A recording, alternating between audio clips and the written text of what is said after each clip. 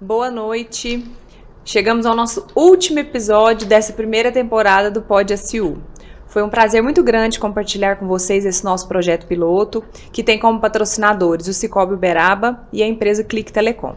Este nosso programa é transmitido no YouTube da CIU e os recortes dos melhores momentos você encontra nas nossas redes sociais. Nós estamos no Facebook e no Instagram com o perfil CIU Uberaba. É só nos procurar lá. Neste nosso episódio de hoje, nós temos aqui conosco o empresário e presidente da CIU, Anderson Cadima. Boa noite, presidente. Boa noite, Marcela. Boa noite, vice-presidente Lídia. Tudo bem? Boa noite ao nosso ilustre convidado aqui, o senhor Gilberto Rezende. É um prazer tê-lo aqui, senhor Gilberto. Obrigado e boa noite para todos nós. Como nominada pelo presidente, a diretora do Grupo JM de Comunicação e também vice-presidente da CIU, Lídia Prata. Bem-vinda, Lídia. Muito obrigada. Boa noite a todos. E nosso convidado de hoje, Gilberto de Andrade Rezende. Boa noite, seu Gilberto. Boa noite a todos nós. Dono de uma risada inconfundível. Nosso entrevistado de hoje comemorou seus 90 anos no mês passado. É associado da CIU desde 1958. Gilberto de Andrade Rezende é conhecido pela maioria apenas como Senhor Gilberto.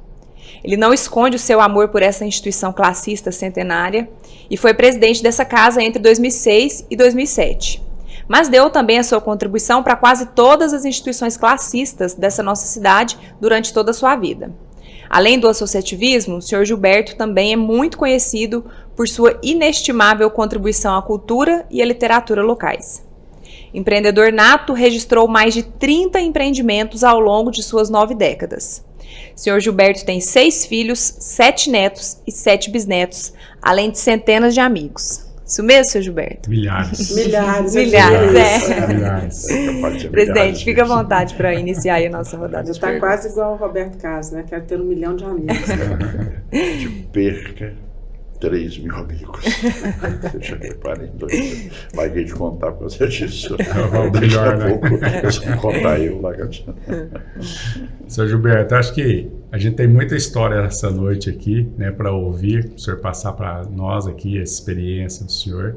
Então a gente não pode, acho que, nem perder tempo, senão nós vamos ter que fazer uns 3, 4, 5... Parte 1, parte 2. Episódios aí. Que história que é essa do sonho do senhor aí, candinheiro de carro de boi? Né? São várias histórias aí, vendedor de máquina de escrever, que acho que tem uma geração que nem sabe o que é isso, máquina de escrever, datilografia, né? Por absurdo que seja. Isso aí é o início. Eu gostaria que o senhor comentasse aí desse início aí do senhor. Essa questão de candeeiro é um artigo que eu fiz em homenagem ao tio meu, Reinaldo, que foi um pioneiro na indústria. Foi ele o primeiro a montar aqui em Uberaba uma indústria de café empacotado, indústria de milho, farinha. Então, esse pioneirismo dele começou em 1938, para te dar uma ideia. Então, essa mercadoria vinha da fazenda, a gente era pequeno e sempre vinha da cidade dos carros de boi, até que um dia realmente eu fui candeeiro, né? E a gente sonhava em ser, de repente acabou o sonho, porque trouxe para a cidade para continuar a estudar, então terminou. Mas eu contei isso para contar a história do Reinaldo, e que depois eu convivi com ele, eu conheci a Associação Comercial muito antes de 58, quando ele era diretor aqui, na época do Arlindo de Carvalho, em 52 ou 53, eu tinha lá meus 18, 19 anos, e eu vinha acompanhando a vida. Então eu conheci a Associação Comercial até antes de ser associado. E o Reinaldo foi o primeiro industrial do Brasil a empacotar arroz de 5 quilos em sacos de papel. Depois veio o Brejeiro, depois veio outras empresas e a empresa terminou, mas então ele foi um industrial pioneiro que serviu de exemplo para todo mundo. E isso, a gente que trabalhou com ele desde os 18 anos até o falecimento dele, que ocorreu em 2004, por aí, a gente já tinha os seus 70 anos, então a gente sabe que a gente conviveu quase 60 anos com ele, então a gente sabe a pessoa que a gente preparar. Era realmente um homem extraordinário, um pioneiro na indústria brasileira. Para fazer a primeira indústria dele, não, era a época da guerra, não tinha gasogênio, aquela coisa toda, não é? Que ele fez? Ele teve que apelar para Tomás Baldi para conseguir uma na usina para Joaquim uma dose de energia elétrica para poder tocar, porque era tudo a gasogênio, né? Os carros tinham que tocar, não tinha gasolina, tinha que ser gasolina. Então a indústria não tinha jeito de ser gasolina. Então, foi pioneiro em tudo. Foi por isso a razão que eu escrevi esse artigo, que era candeeiro, fui mesmo, mas levando mercadoria para a indústria dele, que tinha recém-instalada em Uberaba, para dar continuidade da história, que a gente conviveu com ele. Trabalhei só com ele, depois dando assistência até ele morrer. E até a empresa também morrer. Então, mas esse era seu tio, né? Seus pais faziam o quê? Meu pai era bancário. E sua mãe? Também foi um outro pioneiro no sentido que largou a fazenda, que era muito difícil largar a fazenda, né? O meu avô teve 13 filhos. Né? O único remanescente é esse que faz 100 anos agora, dia 30 de março. O Álvaro de Melo Rezende. Mas você vê que não é fácil largar a fazenda, né? Não tinha o que fazer na cidade. Quando eu fui trabalhar para ele precisava montar uma empresa em São Paulo. Eu nunca tinha ido de São Paulo, mas bobagem, não precisa contratar ninguém, não. Eu realmente fiz, abri essa indústria, essa empresa para lá, tanto que eu fiquei lá de 53, 54, 55, né? E quando eu voltei, a aviação era fácil, esse negócio de avião, a gente vê a luta que o Jornal da Manhã faz para trazer. Era tão fácil, a VASP descia aqui tranquila. Varig, tudo, né? Eu ia patrocínio de avião, ia Araxá de avião. Então de São Paulo você via, era Barão Corrutela, tinha 30 mil habitantes. Quando a gente chegou de volta, quer dizer, você morando 3 anos em São Paulo, aquela burburinha, aquela coisa, embora aqui lá também não tinha o quê? 500, 600 mil pessoas, né? Hoje tem não era igual hoje, né? Mas mesmo E o assim, senhor tinha quantos anos, seu Gilberto? E o senhor devia ter quantos anos, mais ou menos? Olha, eu me casei com 21 anos, quer dizer que eu tinha 23 anos, 24 anos. E o senhor voltou para Uberaba? E o senhor chegou aqui e foi fazer o quê? Por isso que eu falo muito em tradição.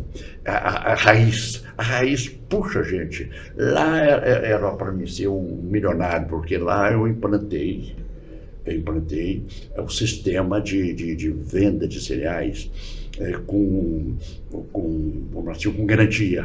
Então, você comprava a mercadoria, mas você recebia 3% do valor da mercadoria. Só que lá em São Paulo, Santa Rosa, Paula Souza, essas grandes ruas de atacadistas, consumiam só uma ideia, 2, 3 mil sacos por dia.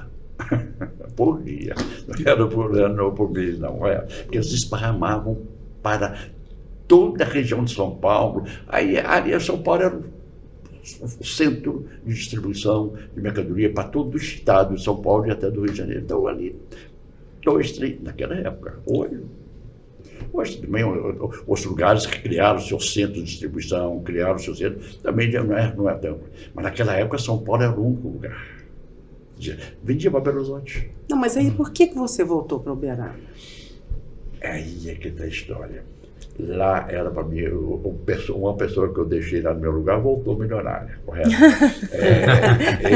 Má escolha sua, então. E ele era meu funcionário, a gente tinha dado dica que eu falava para ele como é que fazia para funcionar. Então, mas a raiz, essa tradição puxa demais da conta. Cadê meus pais? Cadê meus avós? Cadê minhas ruas? Cadê meus amigos? Cadê minha escola? Você não tinha, avião vazio ali, você ganhava dinheiro. Mas não era tudo que o senhor queria, né? A felicidade. Você queria pisar no chão, você queria. Né? Então eu ficava louco para chegar ao Uberaba. Aí você se sentia bem, você estava dentro da sociedade. Então, esse amor da gente, você viaja.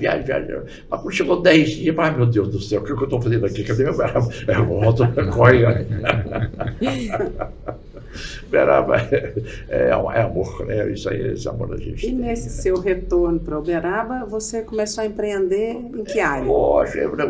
A primeira empresa que eu montei, na realidade, é aquilo que eu conhecia muito bem, que é um escritório de contabilidade, né?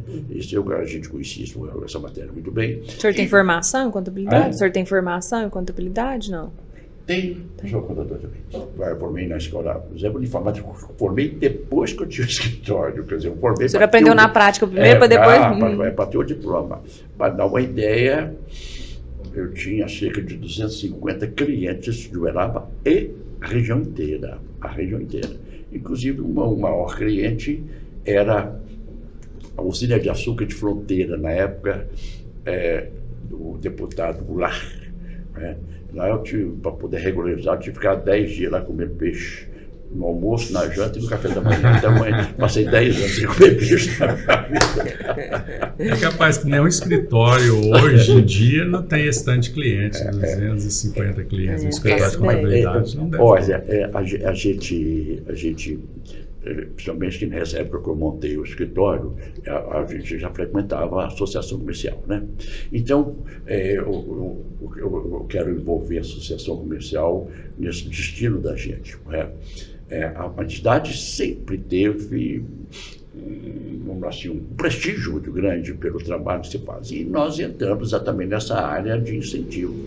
E a gente viu o dinheiro das empresas de Uberaba caminhando sem utilização, os incentivos. Então, eu fiz uma proposta para meus companheiros e meus colegas de entidade, e meus clientes e outras empresas, para a gente fazer uma viagem no Nordeste para verificar essa questão da Sudene, como é que funcionava.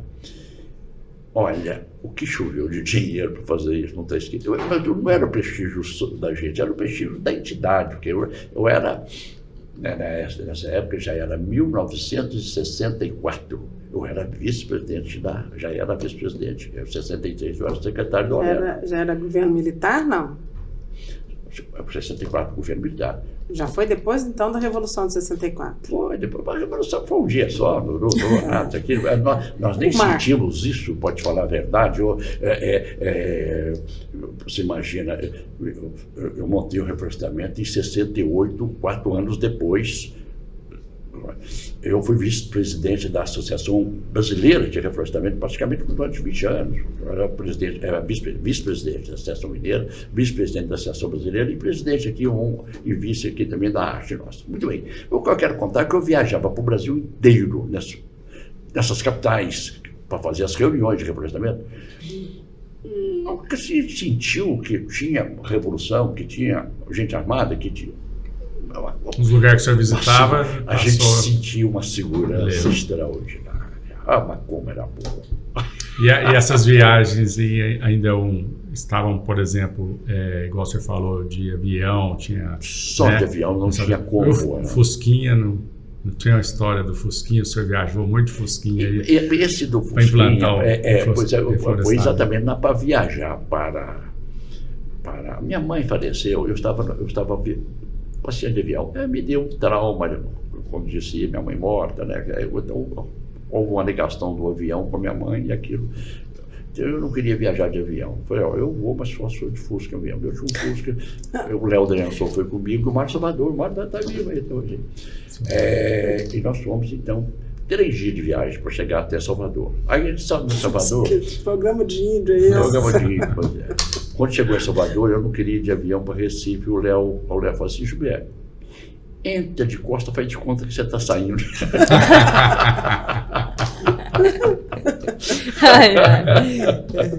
O certo é que a gente entrou, foi, também voltou, aí perdeu o medo, aí daí para frente, né?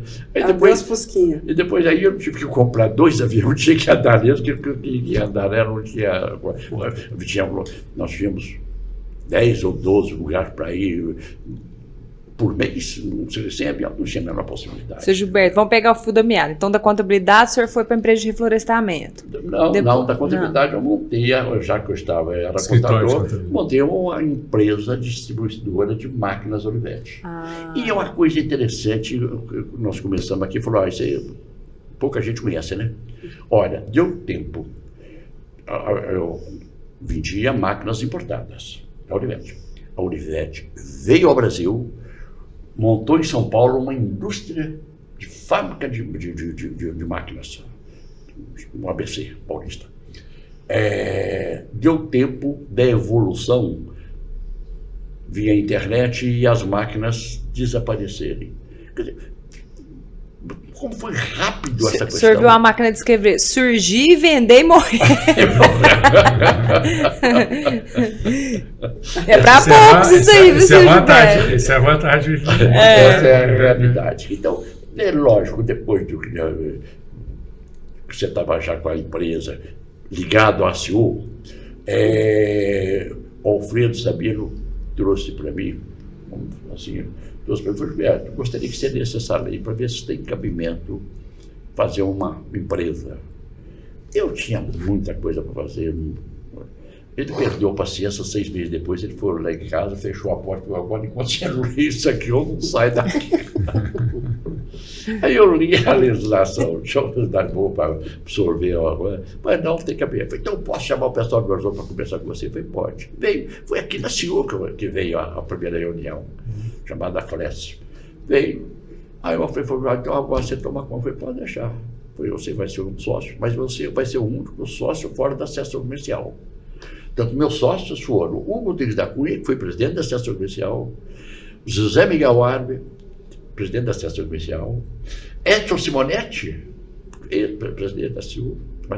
Então, eu só fiz com pessoas vinculadas à associação comercial. O que a gente pode montar junto, seu Gilberto? Comidas desse todo mundo quer, né? E foi bom porque o Simonetti era o distribuidor da Vera, então um dos grandes financiadores nossos foi a Vela, né? E cada um procurou arrumar os seus investidores para trazer. Mas depois eu tive a grata satisfação, com muita honra e muito prazer, de ser sócio da Shell. Aí acabou o problema de buscar cliente, né? A Shell tinha dinheiro suficiente para bancar tudo aquilo que a gente recebia dos incentivos. Tanto que compramos na fazenda, nós aqui chegamos a plantar aqui o Uberaba 28 mil hectares, 28 mil lá no Alto Paranaíba, e aí fomos plantar na Bahia, uma fazenda que eu comprei para a Shell, tinha 73 quilômetros de comprimento por 20 quilômetros de largura, 126 mil hectares, mais de 22 mil alqueires, menino. E essa área toda plantada? Era para plantar, mas aí acabou o reflorestamento depois do 4º ano, aí. Mas mesmo assim, se plantou lá mais de 20 mil hectares. Nós plantamos lá. Plantamos 200 milhões de árvores, tá bom? 200 milhões. 85 mil hectares. Por que acabou o reflorestamento, Gilberto? O reflorestamento começou com 50% na lei 506, né? E depois, o pessoal física, depois entrou as pessoas jurídicas, eles reduziram para 35%. 3, 4 anos depois. Depois reduzia para 25. A hora que eles reduziam para 17,5, eu falei, vai fechar. Aí eu vendi as empresas, tudo mais, que ficou. As verticalizadas se deram bem, porque afinal de contas era um processo dela, mas as nossas, né, não tinha esse processo, a organização está aí. Aí fechamos a tempo e a hora, mas deu muito certo. Eu vou aproveitar a oportunidade de dizer uma coisa, deixar gravado, que eu gostaria que ficasse gravado. Nossa empresa, que se chamava Triflora, que comprava terras a R$100 o alqueire, R$20 o hectare. O hectare é um preço do pacote de maço de cigarro daquela época. Você comprava um pacote de 10 maços por R$20, dá R$2 o maço. Então, o hectare. Hoje, é no valor de R$400 mil o hectare. Como é que uma coisa de R$100... Porque naquela época, os fazendeiros usavam as terras de chapadão apenas para queimar durante o mês de agosto e aproveitar a brota para o gado ficar ali mais ou menos um mês, correto? E depois, então, aquilo não compensava pagar o imposto, já que eu recebi fazenda a troco de impostos. Muito bem. O que nós fizemos? Nós não somente plantamos os eucaliptos, não. Nós fizemos agricultura dentro do eucalipto, porque ele levava 2 a 3 anos para fazer a moita. Então, antes que ele fizesse a moita, nós plantávamos arroz, feijão, milho, soja, café, tudo que você imaginava para fazer experiências. Colhemos, lógico, de um ano, a safra anual, a gente colhia e ainda ganhava dinheiro. Essa outra era só para experiência mesmo, com café, para ver como é que era a resistência deles. Mas fomos também grandes cafeicultores também nessa área. Resultado, tiramos fotografia junto com o Instituto Estadual de Floresta, arroz dessa altura, maior do que em terra de campo. Isso era a experiência. Então, se descobriu que a terra é apenas 2% para um plantio. O que ela precisa é de área plana, sol, água em determinado 30, 40 metros no máximo, correto? O resto é correção de solo e adubação, correto? Mas, então, começaram a desocupar o reflorestamento, começaram a chegar em Uberaba os sumata, os carros da Cadelca, através da Bolsa de Arrendamento de Terras, criada até pelo e o Zé Alberto Guimarães, criou a Bolsa de Arrendamento. Eu mesmo eu coloquei muita fazenda. Veio muito pessoal do Sul, né, nessa Bolsa de Arrendamento.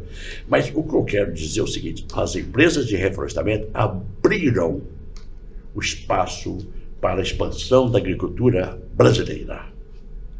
E a Triflora foi a pioneira na base não do reflorestamento, não só do reflorestamento, mas também da outros tipos de cereais, como arroz, como milho e soja.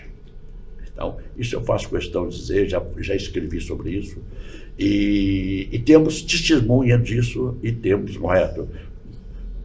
Antes não valia nada, hoje o preço já diz bem o que foi o aproveitamento, não só do Chapadão, como do Cerrado. O Cerrado também tinha muita restrição. Então, as empresas de reflorestamento foram as grandes pioneiras para essa abertura. Essa acho que fica bem claro.